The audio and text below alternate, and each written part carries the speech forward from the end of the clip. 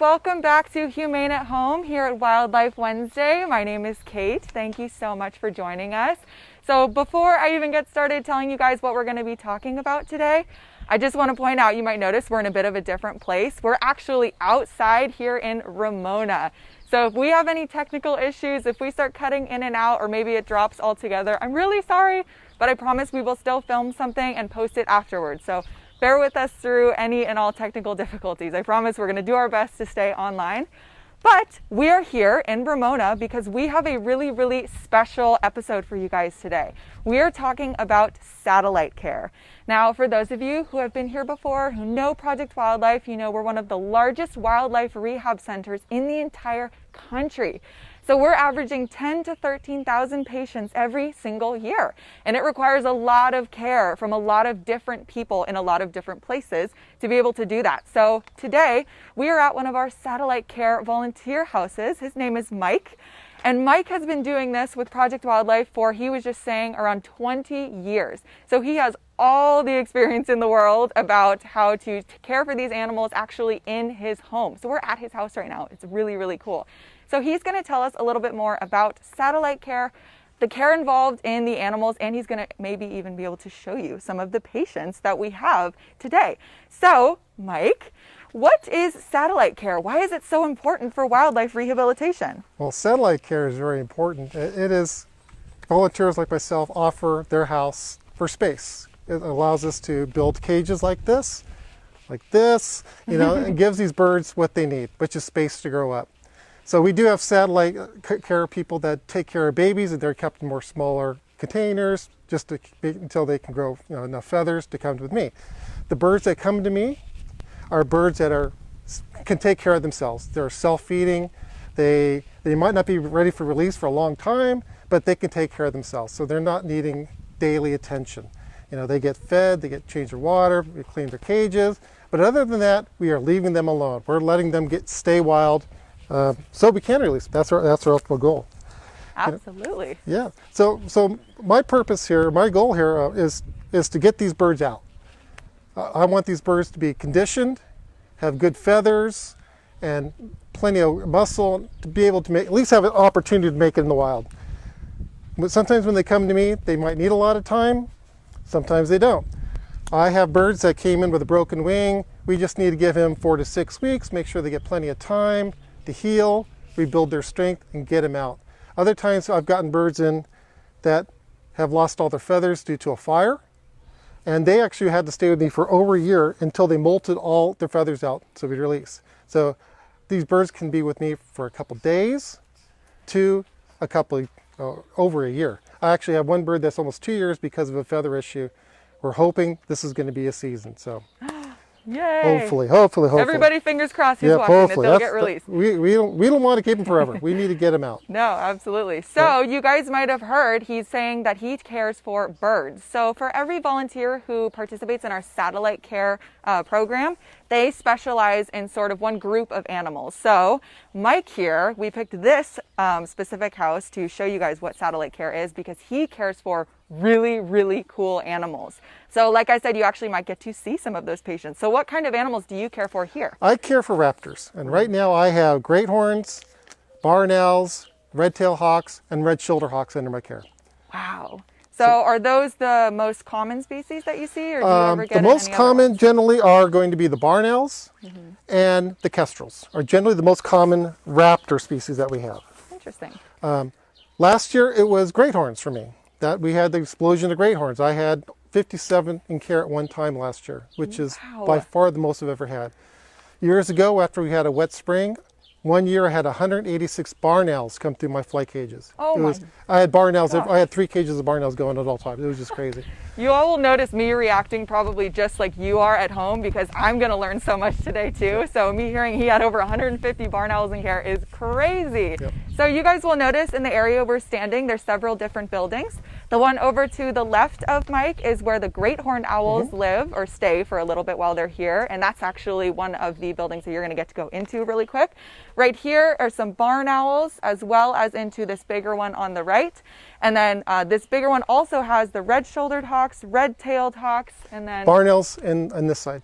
So those guys are going to get live hunted and released next week. Oh, incredible. So the ones that we got today, we're going to let them just sit in a little bigger cage until we get space in there to get them fully Awesome. flighted. Got it. Okay. Well, do you maybe want to show Sure. people some of the animals that you have in there?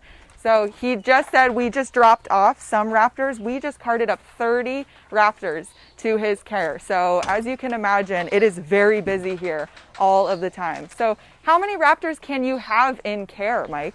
Well, it's generally what I have room for is I try to limit the space and the best I can so they have room. I generally can have over 100 at one time. Not all in the same cage, but spread out throughout the different cages. We don't mix species, so we have to have an individual species per the flight cage. This particular one is the great horns. All of these are this year's babies with the exception of one adult rehab that is in here. Yes, and he was just telling me she has taken quite the role, yes, hasn't she has. She came in with a feather issue. We've had her for a while, waiting for her to fully melt out. But she's decided to be a foster mom for all the kids in here. So she doesn't let me get close anymore. And when they get fed, she will bring the mice to them and feed them. So she's a little foster mom for all these guys. So you mentioned that you obviously don't put different species in the same flight cage or the same aviary because obviously they will not get along. But if birds who are not related, have never met, but are the same species come up to you, can they be put in the same aviary? I rarely have issues with aggression amongst the same species. Usually when you get even though they might be territorial on the outside, when they're in a flight cage like this, they get along. They'll go shoulder to shoulder. There's no aggression anymore. There's no competition for food. We have plenty of food for them, everything like that. They don't show any aggression. Wow. That's why we're comfortable having this many birds in this cage because there's not going to be a problem. I can even mix adult birds with younger birds almost all the time without issues. Sometimes I'll have to watch them for a day, make sure that there's no problem. Sometimes I'll have to pull an adult, move. But generally, they're very, my 20 years of doing this, I've had very... Interesting. I hear somebody clacking. I don't know if the people watching can hear that owl clacking. What does that mean, Mike? Well, that's a nervousness Okay. more than anything, kind of a warning. There's that one guy, that's a little of a juvenile squeak, that noise right there. But that's pretty common. The adult will actually give me a hoot once in a while when I first come in. But no hooting right now. No hooting, yeah. Don't have too much to say. So what does the average day of care look like for these birds? Oh, the average care, well, it's changing the water, raking up the debris in here. Good duck there. Hang on, guys. We're timed out right now. Oh. Are you getting it? Hang on. Daryl, can you hear us? We're good. Oh, it says Okay, okay. there you go. Okay. Yay! We're back. Sorry about that. Oh, great. So I'm sorry, can you... Yeah, absolutely. So what does the average Daily care, changing water, feeding, cleaning the cage. Come in, just make sure there's no birds in distress. Make sure they're all good shape, happy, no issues. Make sure there's nothing that require any medical care. Right. Very, very rarely will we have a problem. Once in a while we'll have a bird bump his head or something, but for the most part, it's once they get in here, they're ready to go until they get released. Yeah, and as you guys can imagine, if you're watching, when we have birds in care, they definitely don't like to be around people. So especially when they are at Project Wildlife at our care center, there are lots and lots of people all over the place. So getting those animals out to a satellite care home as fast as possible is really, really important.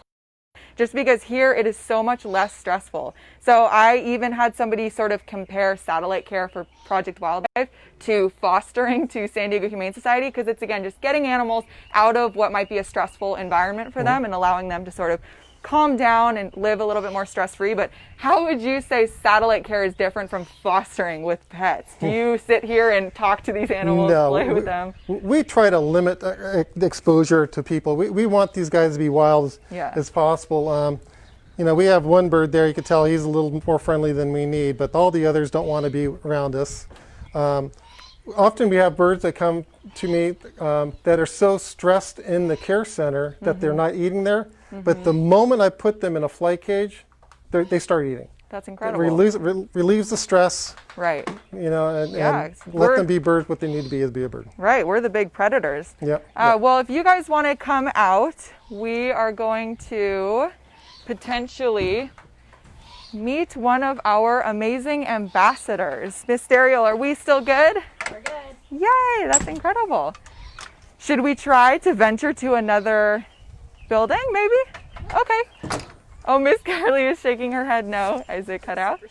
Oh, okay, it's very spotty. So we can just hang out here and we'll continue to talk about satellite care. But obviously the only animals that he takes in are not just great horns. He has the barn owls, the red-shouldered hawks, the red-tailed hawks. So there's lots of different species. Now he is going to be bringing out one of those different species, but this owl is very, very special. He is not a patient. He's not here for satellite care, and he's not going to be released. He is actually one of our education ambassadors, and you've met him before if you watched Miss Carly's presentation a few weeks ago on baby birds. You might have met Boo, the barn owl, who is saying, what is going on? Come on. Why are we outside right now? So Mike is getting him ready to be Oh, come on. on live. Come on, young man. Come Boo on, there is we go. saying, I was not told I was going to be on TV today. I didn't get to put my makeup on. I'm Wasn't not ready." prepared, huh? So who is this, Mike? This is Boo. He's our education barn owl. He came into our system about 9 years ago as a juvenile bird. Wow. Someone had found him and dropped him off at the vet. They said they just found him, but he was hand raised by somebody because he had zero fear of people at that time. So at that time, I had barn owls in the rehab process. We put him in with the other barn owls. Within the next day, 15 barn owls on one side, he's on the other, stressed, panting, shaking his head. He was never going to be a barn owl. Oh, no. So lucky for us, we were able to get him on our education permit, and he can be one of our education ambassadors now. Absolutely. Does he work for anybody else, or does he pretty much only sit on your glove? He used to work for other people, but a couple years ago, he decided that he was only going to be my buddy. So, Which is totally fine. Yeah. These are very smart birds, so you have to really establish a relationship with them before you're allowed to work with them. So he tells us who he's comfortable with and who he's not, and Mike is definitely his most favorite person in the entire world. You can see how pretty his markings are. So how old did you say Boo was? he's 9 years old now. 9 years old. That's incredible. Oh yes, so obviously Boo here is a boy. I guess that's not Yep. obvious. Mike, how would you tell the difference between a boy and a girl barn owl? Okay, this is very typical of the male barn owls. They have a light colored chest and very small spots in their chest, but very kind of generally white. The females are going to be darker in the chest generally, but have much larger spots. That's how we can always tell them apart. The females are also a little bit larger body-wise, and that's true of all raptor species. So this is very typical of what a male barn owl. And one of the questions I love to ask people is guess his weight. He looks a lot bigger than he really is, but he only weighs a little over 1 pound. There's a lot of fluff. I'm just touching his neck right there. So there's all feather. There's not a lot of bird under there. He's saying, don't tell them that. I'm big and scary. So would you say, oh, do we have a question? Yeah, Stacy was wondering, did Mike build these enclosures? Oh, Stacy is wondering, did Mike build these enclosures? That's a great question. Mike, did you build these enclosures? The original 3 there, I built those. This one I just did the double door area on this one. The rest was, and this one was built by a high school as a volunteer project. And then the smaller one here I built myself too. Wow, that's incredible. So as you all can imagine, if anybody is interested in signing up to be a satellite care volunteer, you obviously need quite a bit of space to be able to have enough room for these animals to make sure that they are getting the care that they need and that they have the space to be wild and be as far away from you as possible and as often as possible. So it is a really... We do have time to maybe check out one more. Another section? Oh, okay. We're getting info that So- we might be able to. Excellent. So sorry about all the jumping around. I'll put Boo away. Okay, Boo is going to go back. About Boo is they want to know, does Boo live in one of the flight cages or somewhere else? Oh, that's a great question. Somebody is asking where Boo lives, whether he lives in one of the flight cages or somewhere else. He has his own flight cage. He actually has an outbuilding, half of an outbuilding here that has AC and heat. He's got everything Wow. he needs. So I have 5 cages for rehab birds, and then I have 2 cages for education birds. That's incredible. So we are going to make our way over to another area of Mike's incredible property. And while we're going over here, I just have a quick question. Do the barn owls that you get in as patients act as calmly as Mr. Boo does, or was he? No, definitely not. They're generally scream like Satan, and I can hold the door for you. Yeah, so for those of you who have ever heard something that sounds like a Halloween witch outside, that is not a screech owl. That is actually your barn owls. They sound terrifying.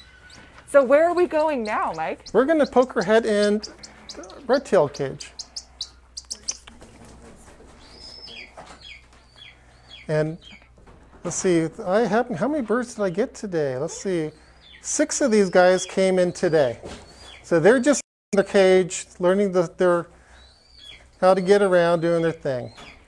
I have, these guys are adult rehabs. So one of these had a feather issue, one had a broken wing that's healing, and one had a run-in with a remote-controlled airplane where he lost his primary feathers on one side. Uh-oh. Oh, there we got some fighting. That's not good. They're still getting used to each other. Yeah, like I said, they just got here today. They're still... Lock it off, guys. Okay. Break them up. Okay, sounds good. So we can head outside again while he breaks up that hawk fight. You never know what's going to happen at Humane at Home, friends, as I'm sure you've learned. So while we are still out here, I am just going to say right off the bat, for those of you who are interested in doing this, we would love to have your help. Of course, with coronavirus and everything going on, we're not currently onboarding new volunteers, but we are always interested in having people sign up to be satellite care, and we have all sorts of different teams. So, of course, we have our Raptor team, but we have our bat team, our fox team, we have hummingbird team, songbird team, rabbit team. We have all sorts of different species that need your help. So if you are ever interested in signing up to be on our satellite care team, we would love to have you. Please don't think that you can just whip out your tool bag, build some shelters, and start taking animals in. You need to be on permits, you need to get training. It's a lot of work that goes into it, and we need to make sure that you can take care of those animals. So Mike is a very special volunteer, and he has all the experience that he needs, but we want to make sure that people who are interested in doing it actually get the training and the certification that they need. Did we have a question, Daryl? We've had a few questions come in. Amazing. One is, how does Mike get enough mice to feed all the That is a great Donations. question. Yeah, so somebody's asking, how does Mike get all of the mice to feed all of these different birds? So where do we get these mice? Well, I just had 4,800 mice delivered today, plus whatever black mice you have me. So, and that's probably going to be about a week and a half's worth with the birds that I got today. So I'll probably be going through right around 500 mice a day with the new birds that I got in today. That is incredible. Yeah, as you can imagine, these birds eat quite a bit. I mean, how much would you say a great horned owl eats on average every night? Between 4 and 7 per night. 4 and 7 per night. So it takes a lot of food to be able to feed all of these owls. So we're very appreciative of the donations that people will give us. Yeah, did we have other questions? 12-year-old Emily wants to know, do these birds get released? Amazing. Emily wants to know if these birds get released. Mike, do these birds get released, or do you keep them here forever? Absolutely. No, we release them. Actually, Yes. I'm going to have probably about 30 barn owls released next week. So we're going to get some of these guys finished up and on their way here. That is amazing. So what would you say is your favorite part of satellite care? Would you say it's the release? It's definitely the release. Yeah. Definitely the release. There's some you open up the box, they take off straight line, you never see them again. Kestrels are probably my favorite release because you release it and they just circle overhead and fly around in circles forever. Wow. It's really fun. You can tell they're excited Yeah. to be outside Yeah. and flying again. Oh, did we have another question? One more question. Yes. Julia wants to know, do these birds all get along? We saw. Oh, that's a good question. Julie wanted to know if all of these birds get along, and you might have just seen some of them got into a little bit of a Yep. scuffle. Do they all get along, Mike? Generally, they do. It's one of these things. There's new birds in there. They're still figuring it out. But usually, later this afternoon, there's not going to be any problems in there. Mm-hmm. And when you release these birds, do you just open up these doors and let them all fly out? Or? No, well, the adults that come in, the adult rehabs, we want to get them back basically exactly where we found them because they do have established territories. Mm-hmm. There's been times when I've released adult birds and they've met up with their mate immediately. Wow. And that's been amazing. The juveniles, we just try to spread them out in areas that are going to be able to sustain more wildlife. That's so. That's amazing. Yeah, because I've compared it before. When we get adult animals in who have already had their established territories, then we take them in, we give them the treatment, maybe they come here, and then we release them back out. We want to bring them back to the place that they're familiar with. We want to bring them back to their territory. Otherwise, they have no idea where they are. It'd be like you going to a hospital, getting all the treatment you need, coming out, and us just dropping you across the country and hoping you'll figure it out. That would be crazy. So we wouldn't want to do that to these birds either, or really any of the animals that we get in. So that's totally true. Would you say that you have a favorite species that you take I in? love the barn owls. Barn owls, Yeah, really? they come in so amazingly ugly, and then they leave so amazingly beautiful. That's hilarious. If you have never seen a baby barn owl, that is what he's talking about, them being ugly. I highly recommend you look up a picture, because they do look like 100-year-old little men who are just tiny little things. They barely have any of their feathers, but you can totally see that heart-shaped facial disc, and then eventually they grow up to look like Boo. So it is incredible, absolutely. Well, did we have any other questions? Amazing. Well, thank you so much, Mike, for letting us crash your house and show off some of your patients. And thank you to the birds for not trying to kill us while we were here, because I'm sure they were thinking, what are these people doing? I hope you all enjoyed this really cool episode of Wildlife Wednesday. We hope that you're being safe and healthy out there. We will get through this together. So thank you so much for tuning in. And be sure to tune in on Friday as well, because we're going to have another amazing episode for you. So